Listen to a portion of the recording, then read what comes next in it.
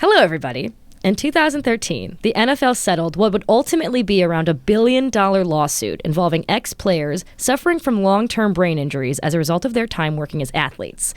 In order to qualify to receive the money from the settlement, ex-players had to prove that they had lower cognitive functioning than a standard baseline for men their age. If they didn't score below a certain threshold, they were not entitled to receive any of the money from the settlement.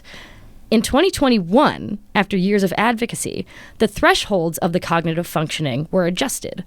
They were adjusted because, as it turns out, the threshold for black players was set lower than white players. That is to say, it was assumed that black people had lower cognitive functioning to start with than white people, and so black players had to score significantly lower than white players to receive any compensation. I'm Christian Borky, and this is the Busted Business Bureau.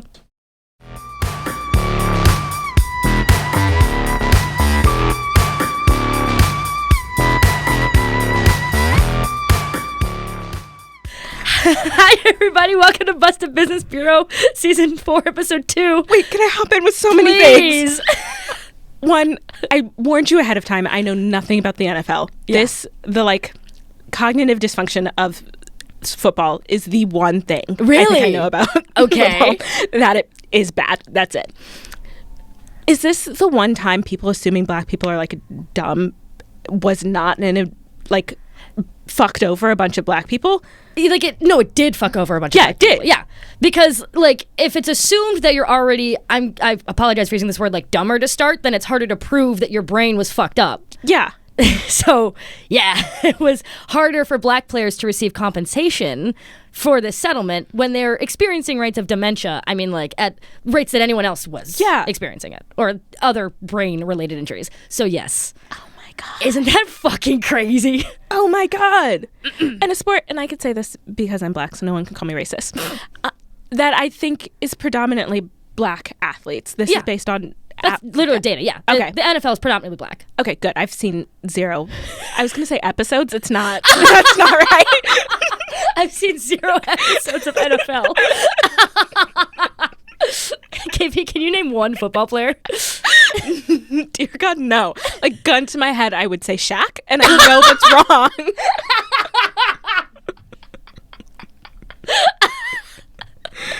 Whoa. So I've seen 0 episodes of football. Okay. I can't even remember what point I was going to make. Just I know nothing about this sport besides it is really, really bad for brains. Yeah, just grown men smashing into each other every 8 seconds, sustained over a period of what is an average 4-year-long contract, generally does not do well for the brain. I would have thought not good for you. I've thought about it a lot.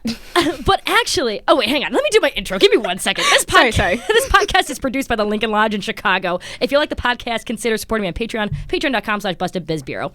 Anyways, that cold open that I just did is because I was reading that and I was like, that can't not be in the podcast. However, that's not even what this episode's about. What? I know. Misleading start. What can I say? It's a gift. But we're...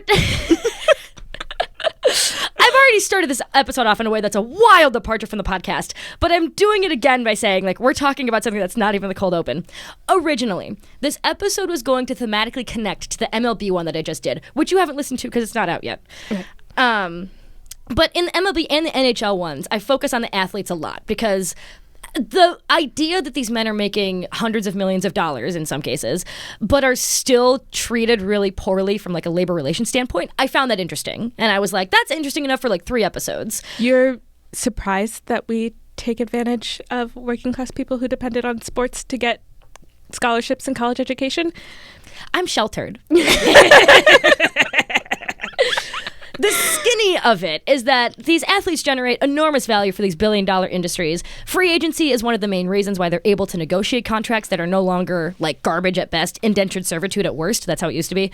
It's crazy. That was the MLB episode. So yeah, MLB episode 1 was why do pro athletes make so much money? Episode 2 was going to be why do pro athletes lose so much money?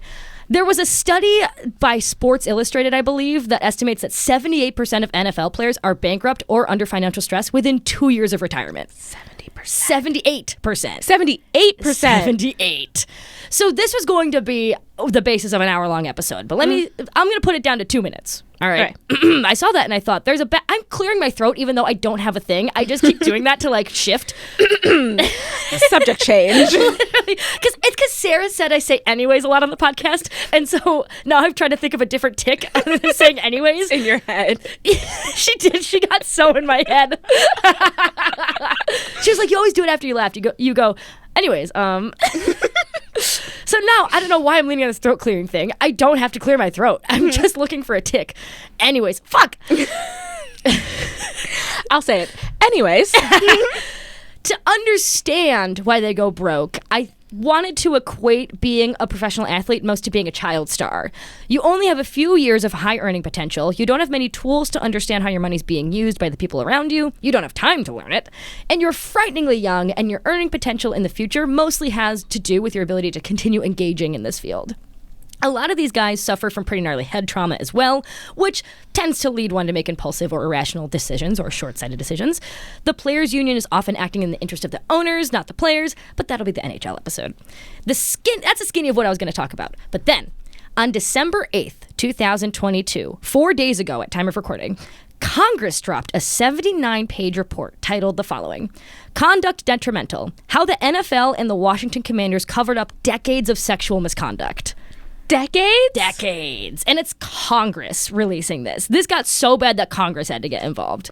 This report is baffling, and I don't want my motive or tone to be mistaken here. I'm not, like, gleeful to make content out of this. I usually sexual assault. I don't usually make content about this specific issue on the podcast, because the ethos of the podcast is that I cover topics of people making business decisions to maximize profits that fuck over other people, which is why interpersonal abuse typically does not make the cut. It's not a business decision. It's a symptom of a culture that is socially unequal in whatever way, be it, racism, sexism, whatever. So again, that's not the scope of the podcast. However, the Washington Commanders do check the original box of the ethos of the podcast, and also the workplace is so toxic that Congress had to get involved. So I'm sort of making an exception to hold space for that report as well, because I read that and I was like, oh, fuck. It's also separate from the decades of sexual misconduct. The Washington Commanders are one of the most requested episodes because I made one TikTok about Dan Snyder, who's the owner of the Washington Commanders, because he's actually appeared in a different episode. He owned Six Flags and drove it into bankruptcy. I remember this episode. Yeah. So the whole time, mind you, he's owning the Washington Commanders. So almost everyone on my TikTok is like, I fucking hate that guy. You should totally do an episode on him. So here it is, everybody. The NFL Dan Snyder Cinematic Universe. That's this episode. Let's go. Avid listeners of the pod, again, might know who the owner of the Washington Commanders is, Dan Snyder. He is not to be confused with Dan Schneider, the showrunner for a block of children's programming for Nickelodeon in the early 2000s. I was confusing them, and the whole time I was like, this guy is wild. Just doing crazy things left and right. This guy's done everything. Which I referenced iCarly in the NHL episode, so it's going to be a very iCarly themed. And Christian didn't get it. He's 39. He was going, oh my God. No, I messed up the joke. He was like filing taxes while we were watching iCarly. So Mr. Schneider, Dan Schneider, I might get to him someday, but that day's not today. Oh, you should. Oh, yeah. Are you kidding me? There's so much there. Dan Snyder, on the other hand, has many business ventures, including owning a theme park for some fucking reason. But children's TV has, to my knowledge, not been one of them, so let's not get them confused in the episode. Okay. Dan Snyder is a business mogul who will insist to you that he has humble beginnings. Growing up, he really liked the Washington football team. Oh, mind you, I'm not going to be saying what they used to be called. Sorry. Everyone on TikTok has a problem with the fact that I don't call them what they were used to be called. But I don't give a fuck. Anyways, Get over it. Washington football team or Commanders. There might be one or two things where I forgot to edit it out, and whatever. It doesn't matter. If you know who we're talking about. You know who we're talking about. You know it's the fucking Washington, D.C. football team. Go fuck yourself. Yeah. Growing up, Dan Snyder really liked the Washington football team, specifically this one quarterback, Pat Fisher, who was maybe small or something. I don't know. Snyder was an unremarkable child who wore a Washington football belt buckle around school. Belt buckle? Not even like a t-shirt, a belt buckle? A belt buckle. I'm saying, you're 6 and you have a belt buckle? Yeah. You're remembering to wear a belt. That also means that he's tucking in his shirt every day to show off this belt buckle. can I bully this Dan guy right now? Because that is a nerd's attire. That's a dork-ass loser. I'm sorry. I don't usually like to get that personal, especially to a child. But, whatever. I don't fucking care. That was nerdy. That was nerdy. That was nerdy of him to do. But if you also did that and you're listening to this podcast... You're not nerdy. It's only nerdy when Dan Snyder does it. Yeah, it's different. Because, the reason... This is all circling back to... He identifies as an underdog. He says, quote, "I like being the underdog. I was the underdog." He told that to the Washington Post for a profile of him in 1990, I believe. His father was a freelance writer, which is not a great thing to be when you have to support like a wife and 2 children. Yeah. And mind you, his mother did not work. She was a homemaker. So it is notable that he did not grow up a millionaire. I will give him that. Okay. However, I mentioned the underdog thing because as a young adult, he starts like 3 or 4 different businesses that fail spectacularly, and people keep throwing money at him. His dad and sister do incredible amounts of under or unpaid labor for him. He blows hundreds of thousands of dollars from a real estate investor that he's somehow friends with. In 1991, a bank seized his $50,000 Lotus sports coupe. He fails a lot. And I want the audacity of a white man to be given all of these chances to fail at such a grand scale. Yes, there was one job that he got where they said, God, it had to have been like some sort of pharmaceutical company. They said, are you able to market this specific pill or whatever that we have? He's like, yeah, I could totally do that. Had no experience. And he says this as like a proud thing to the Washington Post. He's like, I didn't know what I was doing. I did it though. And he is, at some point, you could say that he's maybe like charismatic or confident. Definitely bulldogish and stubborn. Okay, bulldog, underdog. Yeah, that dog that he is, the underdog, is a bulldog. His dad takes a second mortgage out of his house, and his sister maxes out several credit cards to launch Dan's flagship company, Snyder Communications. And that is the thing that is his golden goose that will wind up being how the family gets rich. Notably, a thing you're not allowed to do as a cell phone carrier service is switch people's plans without them authorizing it. This is called slamming, I guess, in the cell phone carrier world, which I didn't know. A 2001 investigation resulted in the company needing to pay $3.1 million in fees because they were caught slamming like you wouldn't fucking believe. God. Lots of slamming. They also made up the names of people they were telemarketing to. It was a whole thing. They just made up people's names? Yeah. Also, in some of his early businesses, again, this is what he tells the Washington Post, like, it's a cool thing. Mm-hmm. But when he and his friend had this one business, they might have been chartering buses for people to go to Washington games or chartering private jets for kids to go to spring break in Florida. It was one of those business ventures, which he's had. Feels so wildly different. He used to, whenever he would receive a call, he and his friend would be like, 1 second, please, while I, like, contact the manager, and then, like, put the phone away for a little bit and then like come back in a different voice. That is a sitcom. Fucking awesome. That's kind of funny. I'll give him that. That's great. So yeah, anyways, like I said before, his dad takes a second mortgage. His sister maxes out the credit cards to launch this communications company, which I have a hard time saying that's humble beginnings when somebody gives you $35,000 to do your thing. Whatever. Snyder Communications winds up getting them like to be 100+ millionaires. It's an incredibly successful business. And while this is happening, the Washington Commanders, the football team, are this incredibly successful and popular football team that win 3 Super Bowls in his lifetime before this. Mm-hmm. Great. Everyone loves them. They're successful. They're so good at football. And it's because Snyder accrues enough wealth through his company that he's able to purchase the Washington Commanders in 1999 after the previous owner, Jack Kent Cooke, died. The deal was for $800 million, which is the biggest transaction in sports history at the time, most expensive. $800 million he spends to own people who play a game. Sorry, that was condescending. I know. I'm sorry. But we could be condescending to the rich. Yes. But I feel like I don't want to be condescending to people who like football. Like, it is a game, but people take it seriously, so. Can I be condescending to people who like football? Yes. Because you're just spending a lot of money and time to watch someone else do something. Is that not all of customer service, though? Customer transactions? I pay to see plays. That's people doing something. Yeah, but no, that's an entertainment and like an experience. I will say football is an entertaining experience. Have you ever been to a football game? Yes. I'm sorry, have you ever been to a football episode?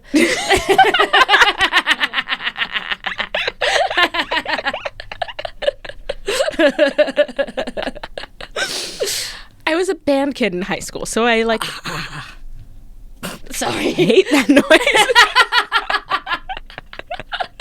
It was a noise of like, oh, that makes sense. That like washed over me. Oh yeah, Everything about my personality clicked. What did you play? I was in color guard, so I did the flags. This is all making much more sense. It's all coming together. You've given me all the pieces, but this is the glue that then puts the puzzle together, and I can put it in a frame because it's glued. And this is KP as a person. God, what a banger. I like football. It's entertaining. My brother used to play when I was a kid. And my brother was 8. And he was like kind of like a bigger 8-year-old, but still an 8-year-old. You know, he's not like huge. But they made him play the center. And it was really funny to hear people talk about him like, that huge kid's the center. And he was just like an 8-year-old of normal height, maybe a slightly husky build. Are you proudly running around being like, that huge kid's my brother? My brother's the center. He was involved in every play because he had to touch the ball whenever like the play happened. So I was like, yeah, Ryan, you go.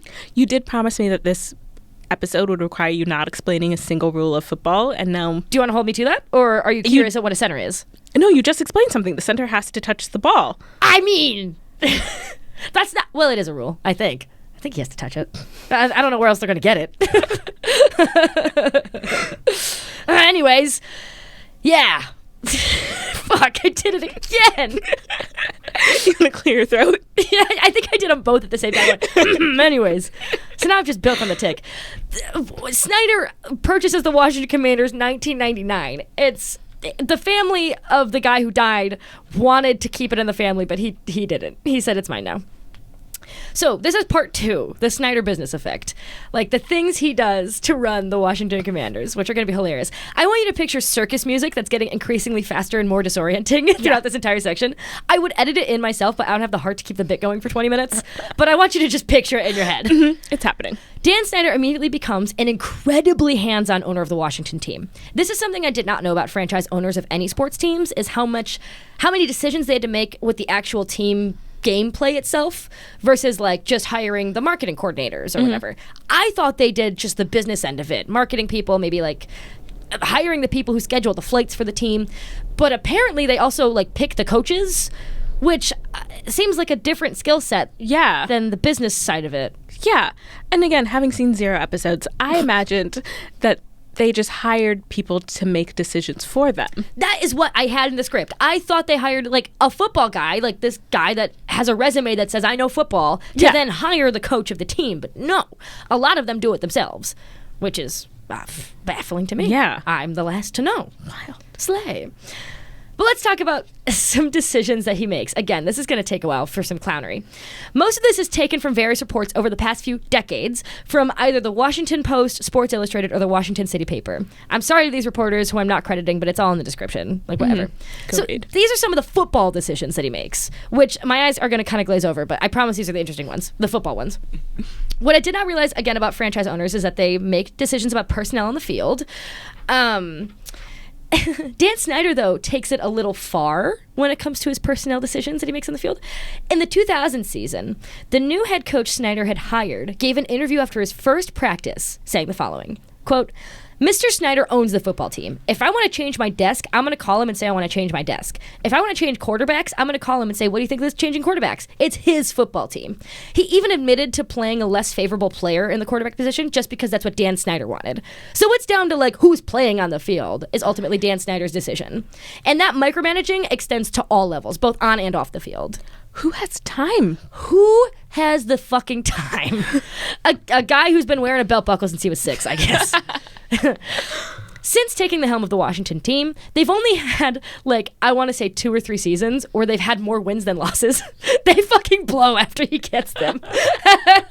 So his decisions are bad? His decisions are bad. The cumulative total over time since Snyder took his role has been disastrous, marked by frequent personnel changes vis-a-vis head coaches. I don't think head coaches typically last all that long, but he changes them even faster. He also made a bunch of what appear to be really stupid coaching choices based on the ways that newspapers write about him. But again, eyes glazed over. I don't care. I'm sorry to say. Sports. There's like a timeline. It's very interactive. People who do sports like love sports. An interactive timeline where you can see like by year who the head coach is, how many times they won, how many like minutes the quarterback played, like blah, blah, blah, blah, blah, blah. Oh my God. And I read this like I am an alien on a different planet. I don't get it, and it doesn't make sense to me. But here's something I find interesting. Defensive coordinator Mike Nolan complained that on several occasions during one season, Snyder personally left 3 giant canisters of melting 31 flavors ice cream melting in his office as a comment on how vanilla his calls were. I guess. A comment to who? To the defensive coordinator. He was saying, like, he was leaving several giant tubs of ice cream melting in this guy's office just to prove a point. And if you're thinking, oh, well, maybe he meant something else, Snyder personally left a note saying, I do not like vanilla. This guy's insane. Yeah, mind you, he's like their boss. Because I think people hear the story and they're like, it's sports, it's dudes playing a game, which, yeah, like we were saying the same thing earlier. But it's like that he's in charge of this guy having a job or not. And he's leaving ice cream in his office to make a comment on how he's doing his job. I'm more sympathetic to the janitors who then have to come in and mop up all of this ice cream. Yeah. Brutal. Oh my God. Yeah, it's funny and bizarrely aggressive in a way that's like silly and childish. Yes. But yeah, I don't think adults act like that, if I were to say so myself. Would not say so. Again, I'm thinking of Dan Snyder, and I know 2 different people, but the overlap. Yo, maybe he'd do that too. He would. We'll get into more overlaps with Dan Snyder. Believe you me. In 1999, so we're going to go to business now. Well, I'm done with football. It's time to talk. It's the Busted Business Bureau, not the Busted Football Bureau. Yes. In 1999, after Daniel Snyder bought the the Washington football team, the cheerleading program was given a makeover. He brought it in-house. It had operated independently beforehand, but yeah, he like brought it to the Commanders team, and it became increasingly risque, the cheerleading. This will come back later. July 2000, Snyder pays $1 million to break a contract and move Washington's training camp, so where they go before all of the regular season games, from Frostburg to the team headquarters in Virginia, Ashburn, Virginia. He makes Washington the first team in the NFL to charge fans to attend camp practices, $10 for admission and $10 for parking. This becomes the hallmark of Snyder as the owner, jacking up prices for unimaginably silly and tiny things. I hate parking. I would never pay $10 for parking. I would never pay $10 to watch grown men practice.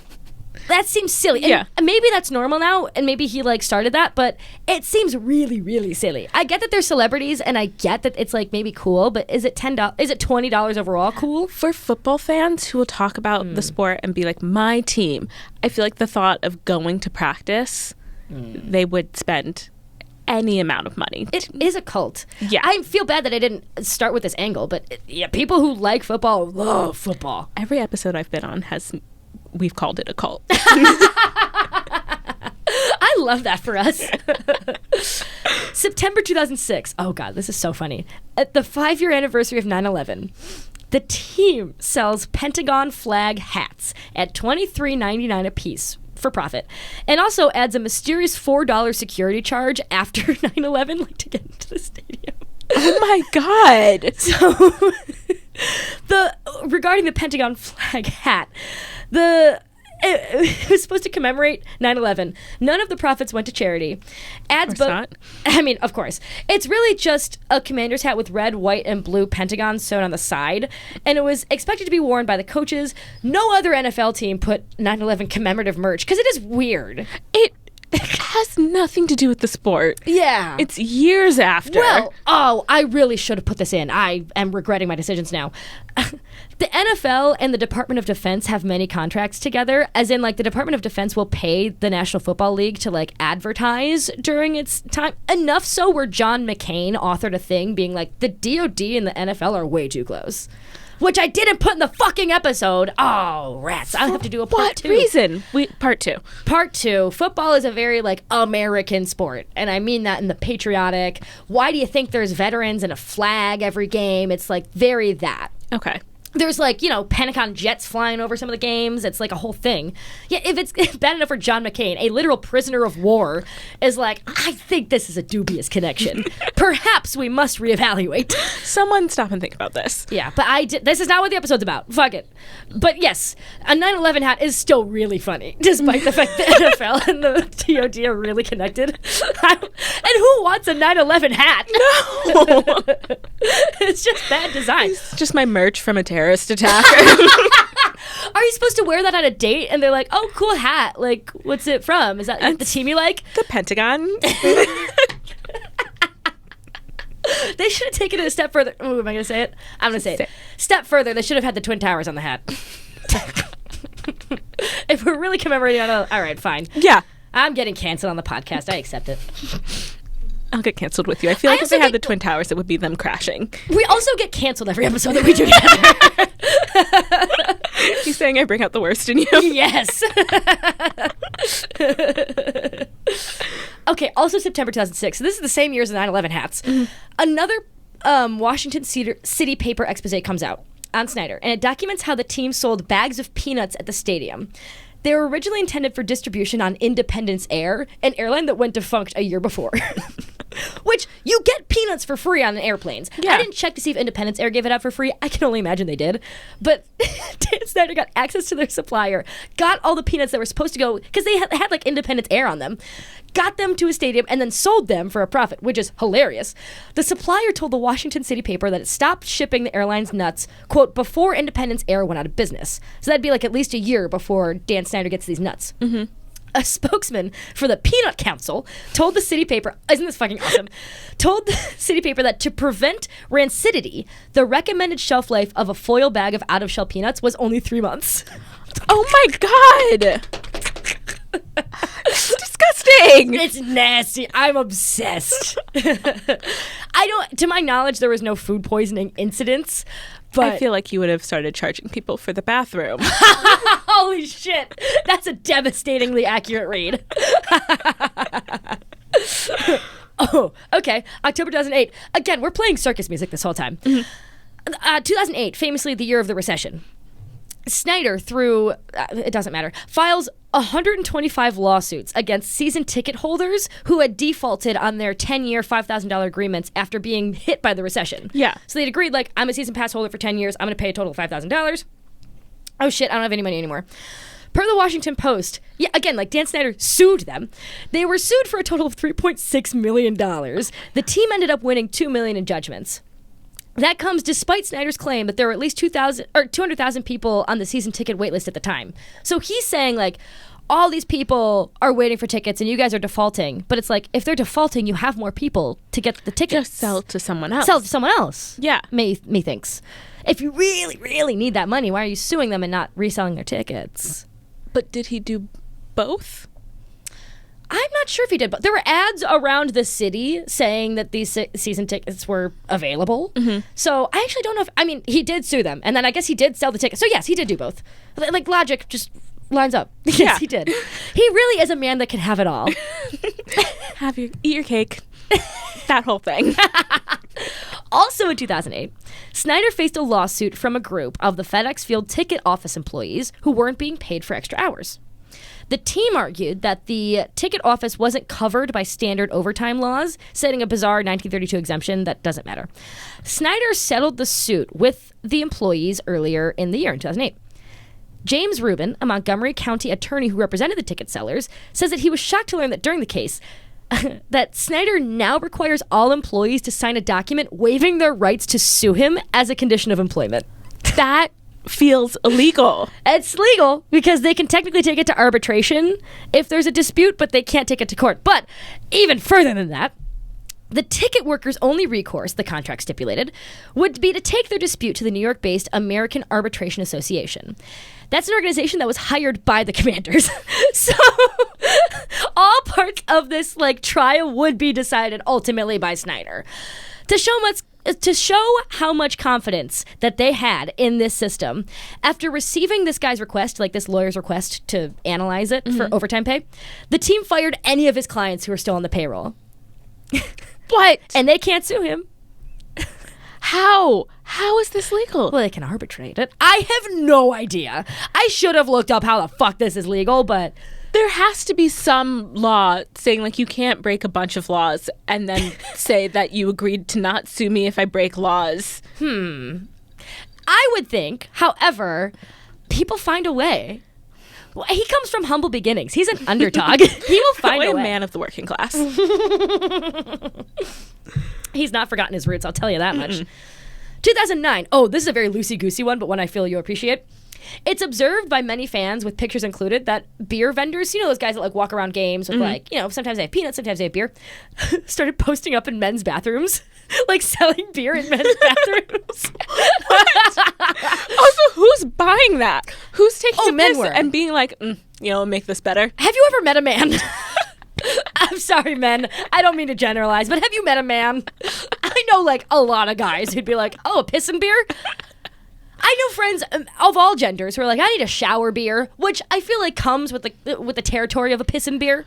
I feel like there's a difference between a shower drink and a urinating drink. A public urination drink? Yeah. Okay, that's fair. A shower drink, and I'm outing myself, I sit in the shower. I got depression. Okay. I could imagine sitting there with a drink, being like, it's like being naked in a hot rain. Ooh, yeah. Yeah, that, nice. Peeing with a drink? Well, you could also get it after you're done, and you're certainly not washing your hands, I assume. But, you know, you've gone, you've pissed, you're like, you know what I can use right now? A beer, and it's right there. I don't have to go wait in line. I'm in the bathroom. Men should be embarrassed. That is the tagline of this podcast. Busted Business Bureau, men should be embarrassed. But I can't say that that's Dan Snyder's fault necessarily. I mean, I know he's a micromanager, but it could have been that the guys selling them maybe get commission. They figured out they can make more if they post up in the bathroom. But also it seemed like nobody was telling them they couldn't because they were doing it for a long time. So yeah, dudes are selling beers in the bathroom. Dudes rock. Mostly between 2006 and 2010, he's busy running Six Flags into the ground on the side. So if you want to hear that, go listen to that episode. Summer 2013, things are about to take a shift from piss and beers. During an off-season trip to Costa Rica, the Washington team forces its cheerleaders to essentially be male escorts to some of the patrons, according to a New York Times investigation. No. So this is where we're going to switch topics. Because remember before, he had brought the cheerleading team in-house. They're still independent contractors, so they're paid like garbage. But, I mean, part of the contract is to go do these trips that the team stipulates you to do. From what I've read about the Costa Rica trip, there's hardly a detail that isn't completely horrifying. To start, though, none of the women on the trip died or had any alleged sexual assault that has come out, right? It plays out almost exactly like the movie Zola, though. Are you familiar with the movie Zola or the Twitter thread? No. I think the same year, 2013, maybe it was 2012, this woman Zola gets on Twitter. This is back when it's 140 characters. Okay. And she's like, do you guys want to hear a story? It's kind of long, but it's full of suspense. I think that's the first line. And she proceeds to tell the story about how she's like a stripper or a dancer of some kind. She meets this woman who they have an instant connection. This woman invites her to Florida to go dance and make a bunch of money. And basically what plays out is just the most horrifying, nearly human trafficked weekend you could imagine. And the movie's hysterical. The thread is hysterical. Like, she's such a funny, prolific writer. And just like all the situations, all the things that, like, even though technically kind of nothing happened, it's like it's like a psychological thriller because it's like anything could happen. There's like dudes with guns at the door, you're locked somewhere, like blah, blah, blah, blah. So again, like technically nothing went wrong. She didn't get killed, but Raise the bar a little bit. What? Raise the bar from nothing went wrong, she didn't get killed. Yeah, well, that's fair. But I mean, like, that. All I mean is no police action was taken. Yes. Is what I mean by nothing went wrong. Like, nothing got reported. So in the same way, that's how I picture this Costa Rican trip, is like Zola. Yeah. So I could do an entire episode on this, but I want to circle back to the cheerleading thing, that they don't make a substantial amount of money. They make at most a few $100s a game. They also practice very extensively. The Dallas Cowboys cheerleaders make the most out of any in the league at around $75K a year, which is not a ton of money for the work that they're doing. Yeah, that's not like rich. That's like your middle class. Yeah. And it both does and doesn't seem like a lot of money to me. Like, it's a lot of money to just, like, stand around and cheer every now and then. But also, your body has to look a certain way. You can't be over a certain weight. You have to practice these intricate moves. You have to constantly be, like, smiley and cheery. Many cheerleaders, though, make as little as $20,000 per year. Oh, no. And from what I've read, it seems like many of these workers in this specific job get a lot of opportunities for other modeling gigs and make connections with people in the industry, etc. There's a lot of soft benefits to the job, which is the only fathomable reason I can think for accepting it. Yeah. Back to Costa Rica, though. These people were not paid to be there. They were only, like, the lodging was paid for, the food that they didn't eat was paid for, but they were not paid money to go on this Costa Rican trip. Immediately upon arrival, their passports were taken from them by the commanders as a security measure. An incredibly long and grueling day of semi-naked, or actually entirely naked except for body paint, photo shoots were meant to be taken. They were attended by a few choice spectators who had paid the commanders for the trip as part of an extra sweet package. This is trafficking. This is human trafficking. At night, a few of the women were chosen to escort some of said men out on the town. Again, none of them have come forward to say anything happened. I will leave it at that. But being told that you are going to hang out with this guy for the night, not having a passport, having a stomach full of nothing, having your bag packed for you, by the way, with only scantily clad clothing, it's just a bad recipe. Yeah. So that's what I'll leave that at. When this trip was complete at around 2 or 3 a.m. the next day, the women were put into this van to go back to the airport, but they were stopped by Costa Rican authorities because they assumed they were being human trafficked. Rightfully so. Rightfully Everything so. you've described is human trafficking. And they had no recourse as they still did not have their passports or ways to contact the people who had them. Eventually, they were let go, but that was the weekend. And it was in their contract that they would go to this Costa Rican trip, I suppose. And in that way, I mean, it's hard. I don't know. I don't know the definition of human trafficking, if I'm being honest. I also don't know, but I feel like based on no knowledge, taking away someone's passport and trapping them in a foreign country, the loading them into a van, not boding well for anyone. It's not sitting well in the old tum. No. I could talk about this stuff from 2013 to 2020. Oh, yeah, so this is breaking from the Costa Rican trip. There's much more in Dan Snyder's repertoire of 2013 to 2020 actions of bad football moves or bad business moves, but I think we got the point from the circusry that was happening before. He's still bad at it. Cultural opinions of him are sort of like Elon Musk. Like there's a minority who simply revere him, but the majority of people dislike him or actively hate him. Yeah. You can look at my TikTok comments. God, people hate this guy. There's not a lot of neutral opinions on Mr. Dan Snyder. Based on the information about the Costa Rican trip and the beginning of this podcast, you're probably wondering when we start talking about the toxic work environment. The time is now. It wasn't Costa Rica? I mean, it was Costa Rica. But in the way that they're independent contractors, I mean, like they do work for the Washington football team franchise, but I want to talk about the office culture, the people who make the marketing happen, make the whatever else happen. Yeah, you get it. Will Hobson and Liz Clark, two people who work at the Washington Post, released an expose in August of 2020 titled the following, quote, "From dream job to nightmare, more than a dozen women allege sexual harassment and verbal abuse by former team employees at the park." I say the park because it's the Commander's Park, whatever. This expose takes the form of interviewing 14 anonymous women and one woman who chose to come forward, Emily Applegate. Slay. Love that for her. Go, Emily. Yeah, go Emily. All of them had worked in some capacity at the commander's offices between 2006 and 2019, which is notably when Snyder was working there. Yeah. The picture that this post-expose paints is pretty damning. Have you ever seen Silence of the Lambs or... Okay, great. You know how Clarice, like, whenever she goes anywhere in the movie, there's just, like, men ogling her, just cartoonishly so? Yeah. It's very that. Like, the office is full of cartoonishly sexist men who, among other things, ask women to wear shorter and tighter clothing, make unwanted sexual advances, ogle the cheerleaders. The most broy office in the world, multiply it by a dozen. Oh, my God. That is the work environment we're talking about here. In fact, this expose yielded one of the most dramatically satisfying quotes I've ever read in my life. Here it is. Yes. Quote, "I've never been in a more hostile, manipulative, passive-aggressive environment. And I worked in politics," says Julia Payne, a former assistant press secretary in the Clinton administration. Oh my God. Start to finish, best sentence I've ever read in my life.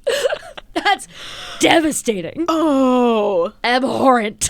This place is bad. That's rough, buddy. Ouch.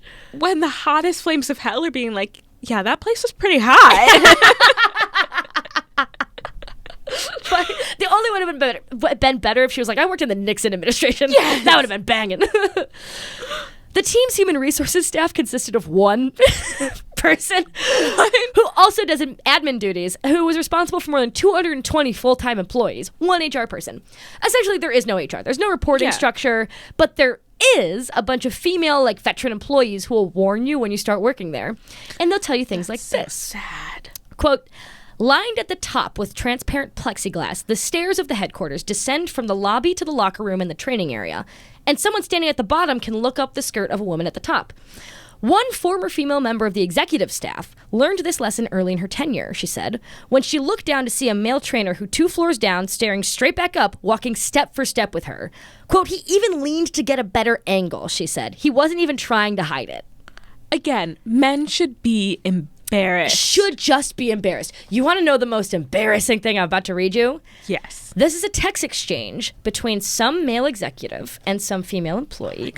This is about to be like this is going to be like a page and a half. Are you ready for this? And this is what I was kind of showing you earlier. Mm-hmm. Nice shirt. LOL, thanks. LOL, sorry, inside joke. It's a compliment. What's the joke? Nothing, it's stupid. You look great today, that's all. I want to be in on these jokes. Lame boob joke. I figured that much. No offense. Sorry. Real or fake is the debate. Don't care. Just don't want to be in the dark. LOL. Then I feel dumb. And then he's like answering the real or fake is the debate response to his first thing. I go number 1. You don't have to answer. You said you wanted in on the joke, so don't get pissed at me. Haha, is it a joke just on me or all females in the building? He says, hard to explain with the number 2. Also, no, it's not hard to explain. You just don't want to answer. I'm not mad. It's kind of a compliment, I guess. Real? Duh. I can't afford a car payment or rent. You think I can afford a boob job? LOL. Oh, poor girl. Poor girl. But I mean, like, she's playing the comedy. Mm-hmm. He says, LOL. I offered to take a playoff bonus collection for you. And she says, was this a bet or just a debate? Do explain. He said, no bet. Don't be mad. You asked. No! You egged on the conversation. I think what's more embarrassing, I would like you to read for yourself his grammar throughout all of this, which is a lot of just like use, but also period, like the letter U, but also properly punctuated, which is annoying. The little LOLs. It's just heinous, devastating, and embarrassing like a middle school boy. Yes, this is who was, awful. Again, asking a woman if her boobs were real or fake.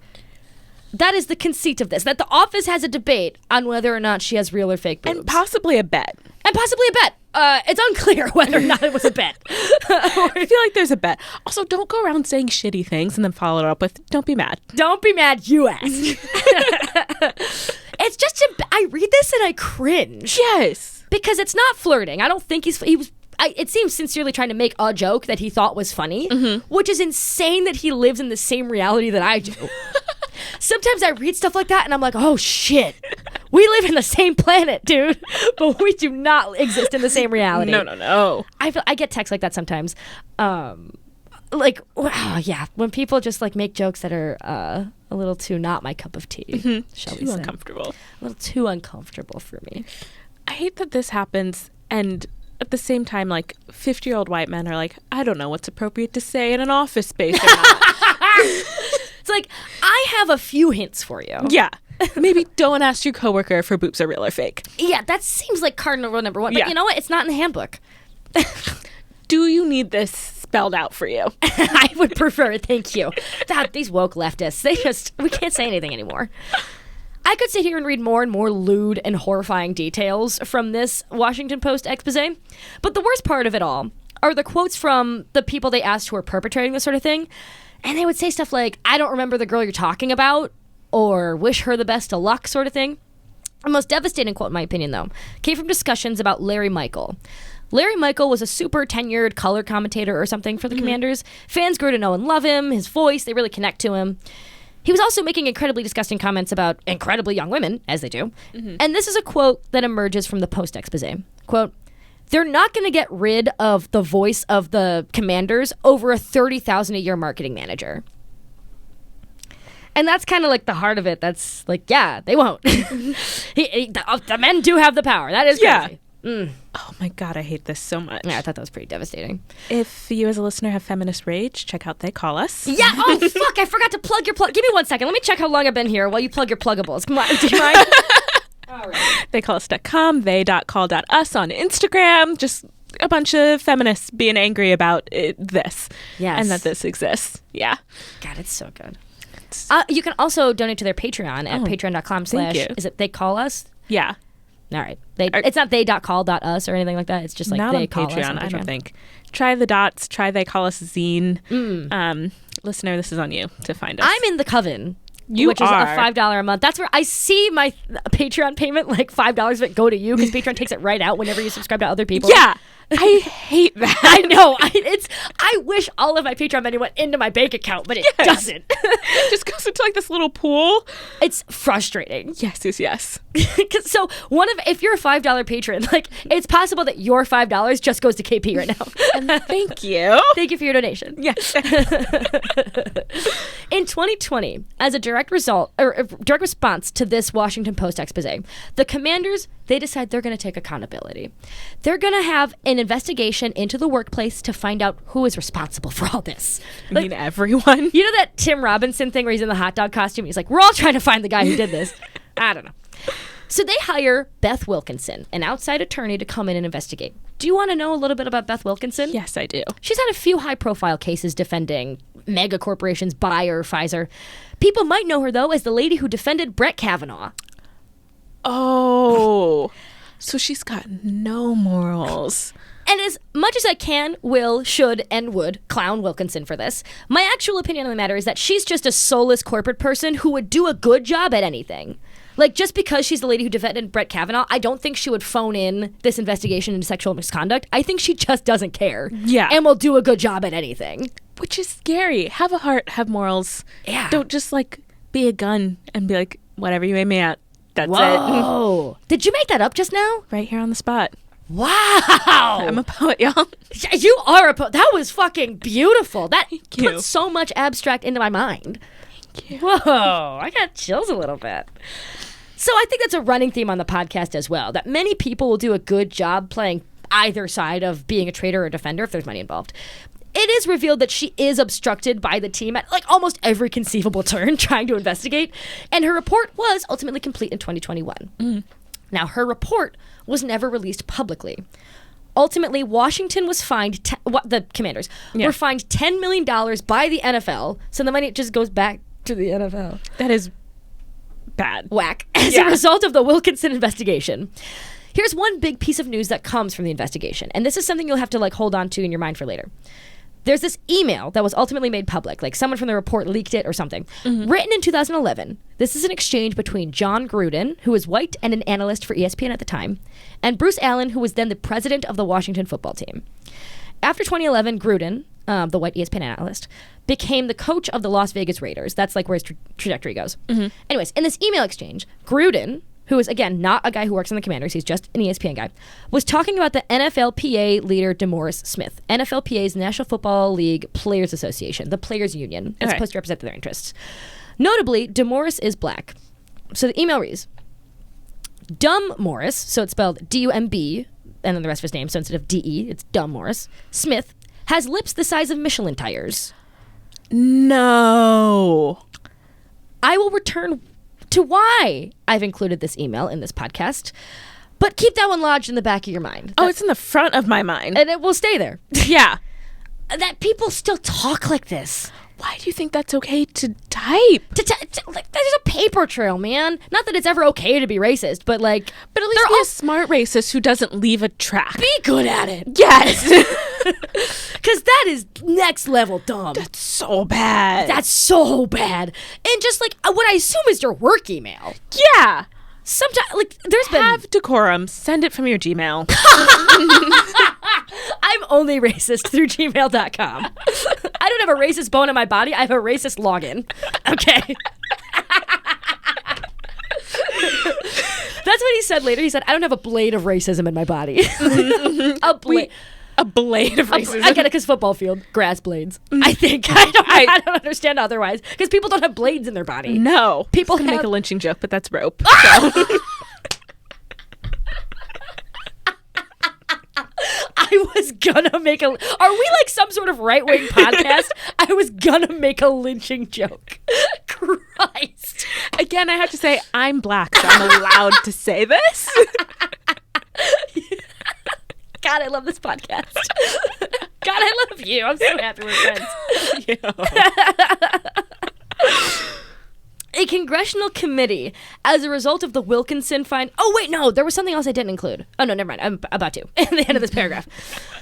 A congressional committee launches its own investigation October 21 after the league fails to release the details of the Wilkinson investigation. Despite acknowledging the alarming conclusions, like the NFL acknowledges it, some of which include bullying and intimidation, sexual harassment, a culture of fear that pervaded the Commanders organization for many years. Senior executives not only failed to stop it, but engaged in the inappropriate conduct themselves. Kind of egged it on.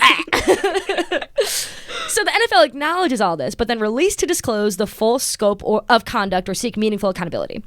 In fact, in October 2020, the NFL directed Wilkinson to stop writing the report and to just provide an oral report. They learned their lesson and were like, we don't need a written track record of this.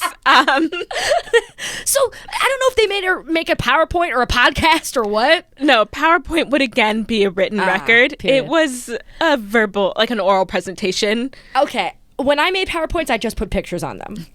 I'm coming out and saying, like, whenever I did it in school, I never put words on my PowerPoints. But why do you think this... Would this PowerPoint just be like a picture of a Confederate flag and they're like, you are racist? And it's a cartoon woman and they're like, you're also misogynistic? Have you ever seen this? This is a woman. Many of them were talked to badly. You seem to hate these ones. Yeah. Let me make... I feel like that'd be the level of simplicity required. That's the decorum here. Yeah. We're talking about men who are like, are your tits real or fake? And what... Actually, I don't know what year that was. I was going to say... It was at a time where it seemed like there was iPhone messages that seemed relatively modern based on the way the picture looked. It looked like 2010s. Which is... Yeah. I would say culturally, I would put it at like early noughts that something like that was like funny still. I just don't understand like why it's funny if a woman has fake tits. But again, I understand the cultural zeitgeist of the early 2000s demanded that it was funny. It just seems like it was late, you know? It feels like it missed the boat. Yeah. Yeah. Like you're bizarrely out of touch for like this sexist humor. Yes. Get in touch. My God. What? Update the jokes. Borat was released in 2005, guys. I don't know why I thought of Borat. That's not even like the... I don't know why you know the release date off the top of your head.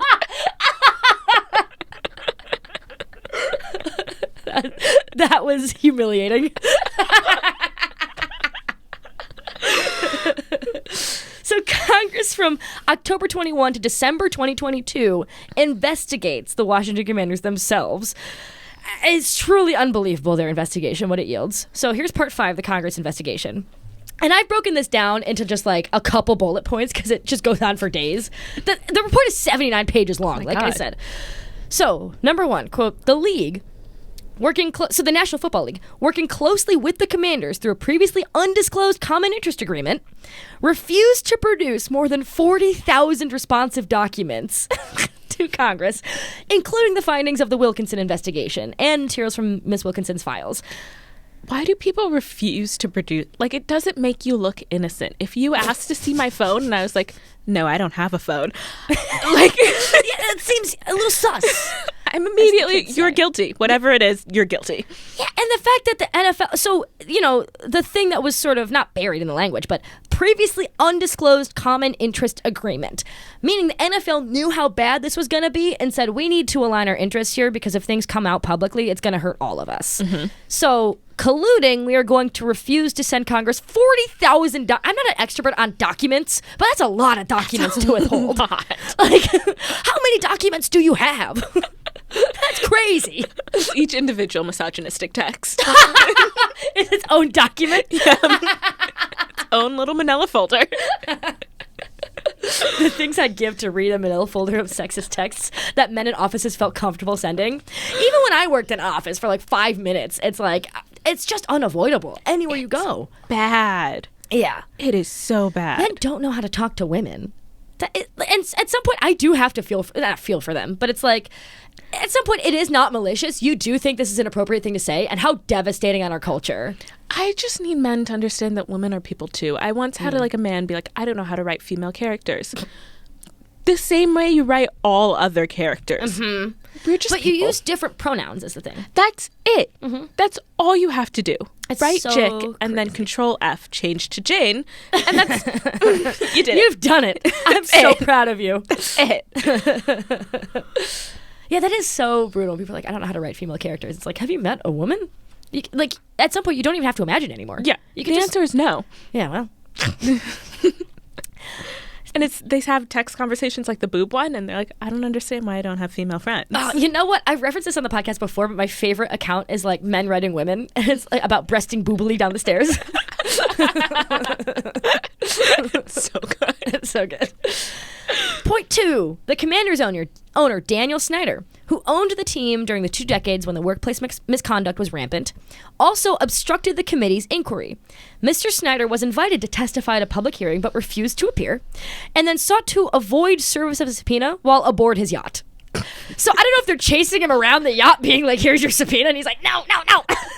Like, I am dying to see a video of how that went down. I like to imagine he's on a yacht and there's like a little jet ski being like, are you Dan Snyder? He's like, no. They're like, I have some files where we're never to see him. I'll let him know. Just throwing paper into the water.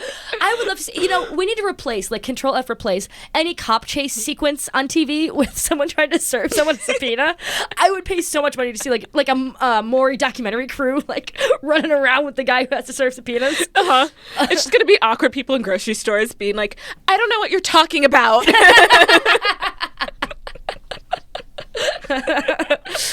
I think we just made a show here. Yes, we did. Next podcast? Whoa. I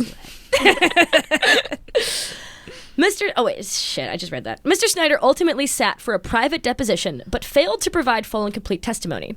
Over the course of this deposition, he claimed more than 100 times that he couldn't recall answers to the committee's questions, including basic inquiries about his role as a team owner. This is my favorite response in depositions. I told you to watch the LuLaRoe documentary. Yes. And they do that where they're like, do you know this person? And they're like, I don't recall. And they're like, isn't this your nephew? And they're like, yes, that is a close and personal family member. Fucking awesome. The way like people wriggle and the way that it's legal to wriggle is just fucking nuts. It's crazy. I love this country. God bless the US of A. That's American freedom. Here's another thing. This is also devastating. Brad Baker, who worked in the team's video production department, shared that Larry Michael, the Commander's longtime broadcaster, ordered... Oh, and I think we talked about Larry Michael before, the voice of the team, who's... it was said of him, like, no one's going to get rid of him for a $30,000 a year marketing manager. Yeah. So again, Brad Also Baker... underpaid marketing manager. Manager, yeah. I get, like, maybe this happened in 2010, but still, it seems like a little small for a manager. Yeah. Brad Baker, who worked in the team's video department, shared that Larry Michael, the Commander's longtime broadcaster, ordered the team's video department to produce a lewd video comprised of outtakes from a cheerleader's photo shoot showing their exposed intimate body parts without their knowledge or consent for Mr. Snyder's personal consumption. They human trafficked and then made porn. I mean... it's unclear whether or not Brad Baker went through with this. It was just requested of him. Okay, I'm sorry. They human trafficked and then tried to make porn. That's like more humiliating than trying to make a porn. Failing at making a porn. But yeah, this is where Dan Snyder and Dan Schneider really overlap of lewd images of someone without their consent or full knowledge. Oh my God. So, yeah. And it's, you know what? I will say the wording that is unclear if Mr. Snyder asked Larry Michael to do that or if Larry Michael was perhaps trying to surprise Mr. Snyder. I do try to be fair. But that's still any kind of person who's like, I think this would be a fun surprise gift, asked or not asked. What does that say of either of their reputation? Hey, I'm going to get my friend KP a stick of dynamite and access to a library in the middle of the night. I think they would really like that. Right up your alley. So what do you say, Mr. Store Clerk? Throughout the Wilkinson investigation, Mr. Snyder sent private investigators to the homes of former employees who were meant to testify to Wilkinson. Mr. Allen, someone who worked there, testified in a committee deposition that March of 2021, Mr. Snyder sent private investigators to his home in Arizona. The investigators told Mr. Allen that they were just there to, quote, follow you and document your actions. So it sounds like they were bad at their jobs. If these private investigators were like, we're just here to follow you and document your actions. Yeah. Like, okay, yeah. You said the whole thing that you're doing. It's now not private anymore. Yeah. Don't get caught. That's like the one thing. Yeah. Be subtle. No, they're not doing that. So I thought that was funny. But yeah, Mr. Wilkinson. Mr. Snyder, Dan Snyder, tried obstructing the Wilkinson investigation also through a lawsuit that I didn't understand enough to include on the podcast, but he sued this media company in India for defamation. And I guess through this defamation suit was able to access the personal emails of a lot of people that were going to testify to Wilkinson through legal mechanisms that I do not understand. But it was revealed and charged to Snyder in this congressional investigation that he abused federal subpoena power like 10 times to like prevent Wilkinson from completing the investigation. So again, it's a thing I don't understand fully, but that is the result of what happened. I feel like there should be less loopholes in laws. Rich people find them. Again, humble beginnings. So I could really go on here, but at every single turn, Snyder tried to obstruct the Wilkinson investigation, was clearly implicated in a lot of this toxic, manipulative work environment. Also, I didn't even touch on the fact that it was a really harsh work environment. Like, you were called a fucking idiot if you didn't get this thing done, blah, blah, blah, blah. I mean, they left melting vanilla ice cream on your desk. I forgot. I wrote this shit and I forgot. So let me check in with you. How are you feeling right now about all of this? I hate this place. Coming together. Yeah? This may be bad and like please showing that I have been warped into this capitalist adult society. Sure. To be paid so little to put up with so much shit, I could like, if you're making $100,000 a year and then also working in this awful place, I'd be like, oh, okay. But you're rich. Maybe you've decided this is the price of my soul. Do not sell your soul and well-being for $30,000 a year. Some people don't have the choice to sell their soul for $30,000 a year, but you know what? Here we are. Oh my God! I think I would sell my soul for like, I'm gonna say $80,000 a year plus plus unlimited PTO. Okay, see that I think is a fair price for your soul. That's you're living nice. After hours. Yeah. Do you have a price for your soul? Right now I'm selling it for like $70,000. Ooh. Yeah, but I get to write. So if like absolutely everything I hate, I want to say $90,000. Wow. Yeah. Okay. I'm worth a lot. You at work. Plus benefits and PTO. Okay. Yes. Yeah, no, for sure. Yeah, I'd sell my soul for some dental. I'm about to turn 26. I can't do this anymore. Dental insurance. I could feel that I have a cavity right now and I'm really? paying it off. Okay, so you can feel when you have a cavity? It feels like my tooth is just like cold when I eat things and that can't be good. I haven't been... so I am from Ohio and I'm still on my parents' insurance because I'm not 26 and I haven't been to Ohio in kind of a long time. Like I go every now and then, but I don't ever schedule a dentist appointment when I'm there. You could get a dentist in Chicago. Okay, well I can't figure out the out-of-network thing because I'm not in Ohio and it's confusing. I'm sure and I keep being wrong. You must have an in-network dentist in... You would think, but every time I call and I give them my insurance card, they say it's not in network even though the website told me it was. So I haven't been to the dentist since like 2019. 2019? Yeah. I'm sorry, I'm really outing myself with this podcast. I know I have to go. But apparently I can't feel that I have a cavity, so maybe I'm fine. No, because I only know what it feels like after I put it off for 2 to 3 years. And then I went and they're like, how long has it been? And I was like, not that long. And they're like, really? Did you have cavities? I had 3. Oh, it's going to be devastating. I have to go I have until October 1st, 2023 to get my ass to the fucking dentist again. You have to go. You text me your insurance and I will find a dentist for you. Okay. You know what? None of my cousins could figure it out because we're on my... whatever. It doesn't matter. Anyways, I want to share a fact with you.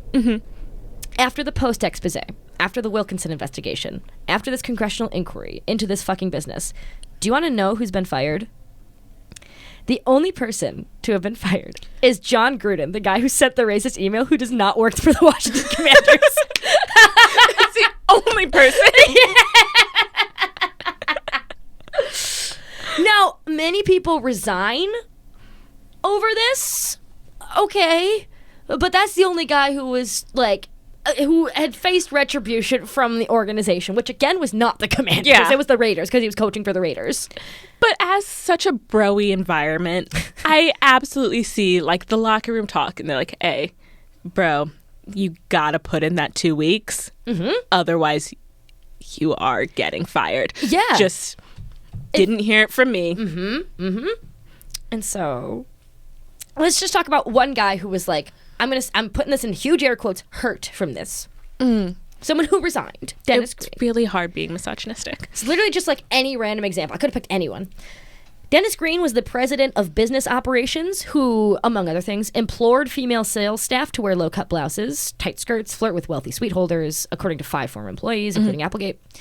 He worked on the franchise for 17 years, but his career changed amid a scandal over a revelation that he was the one who sold access to the cheerleaders in Costa Rica, including attendance to the bikini calendar photo shoot, blah, blah, blah, as part of a premium suite package. He resigned again in 2018. What I wanted to talk about was that he has this job listed on his LinkedIn, because of course I went on his LinkedIn. And I wanted to cherry pick a little bit of how he describes his time on the Commanders.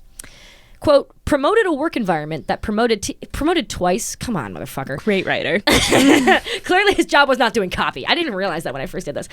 Promoted a work environment that promoted team cooperation and mutual respect and provided employees with the training and support necessary to successfully perform their daily activities.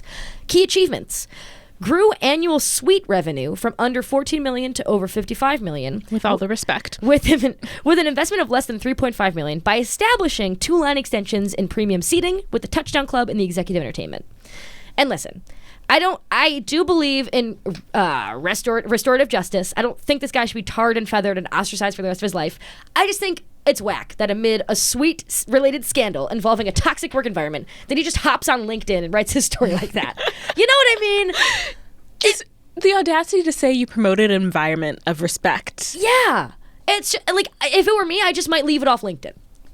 I might not use the word promoted twice like an asshole. I don't want this to be like a personal I mean, you know. Maybe a little. This guy is closer to me than like he is to any sort of like billionaire, or than he is to Dan Snyder, you know, like in terms of like, I don't want to be the like flaming one guy podcast, because that feels mean. It's not what I want to do, but it is just like he's one of many examples of just someone who gets to move on.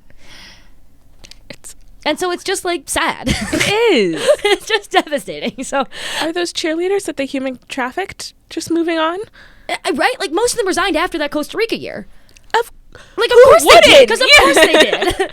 You know? So it's just like, yeah, I am just a little podcast. So I don't feel all that bad for using this quote unquote platform to come after this guy. But yeah, that's how I can justify, that's how I can sleep at night, at least, of calling him out on this podcast. Good. It's just like he's one of many that gets to move on, gets to just have this on his LinkedIn, and history will think of him no differently. So we're at the conclusion. Oh KP. Here we have Dan Snyder, a guy who will cut corners at every conceivable turn in hilarious ways, just to milk as much money out of people as possible.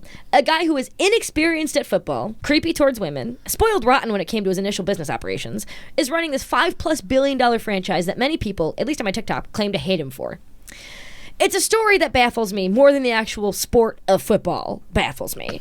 And I realized that this wasn't a very, like, sportsy episode of this mini sports series I'm doing on Busted Business Bureau. God. You're welcome, KB.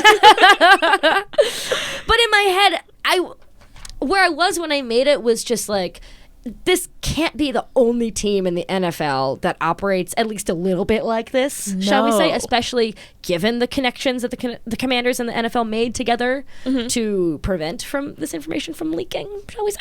I'm assuming every team is like this. Has some sort of degree of this issue. And I can't say they're all run, because it's well known that he's like the worst guy in the NFL. Yeah. He's the most hated owner. Nobody likes him.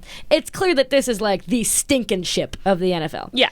But yeah, that's, I think, what I wanted to get at, is that the NFL is a league made up of individual business owners, most of whom are 100 of millionaires or billionaires, who are just like acting out their, I don't know, 12-year-old fantasy of running a business because they get to, because you're not going to lose money. Because with all these people that fucking hate this guy, for how shitty the fucking team is, they are still one of the richest franchises in the NFL. Yeah. Mostly because of the parking shit and the whatever. Because they're selling cheerleaders. They're selling peanuts, months-old expired peanuts, and 9/11 hats.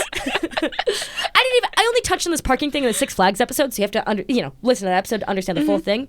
But he had lobbied the municipal government to forbid people from walking into the stadium or taking public transportation to the stadium. They had to pay to park to get there.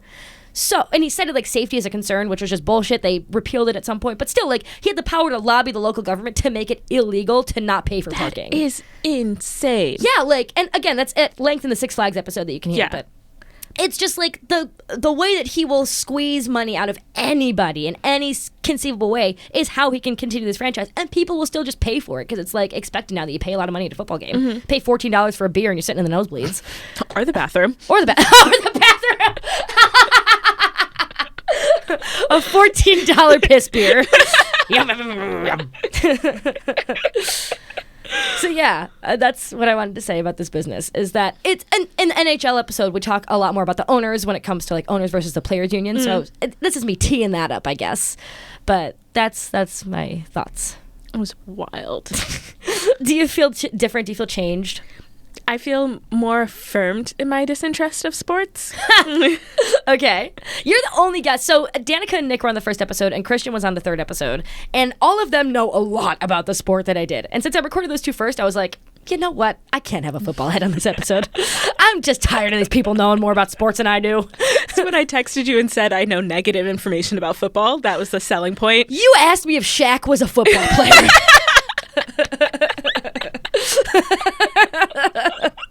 Yes, that's the energy I need. Gotta vary it up. Gotta put a little spice of life in there.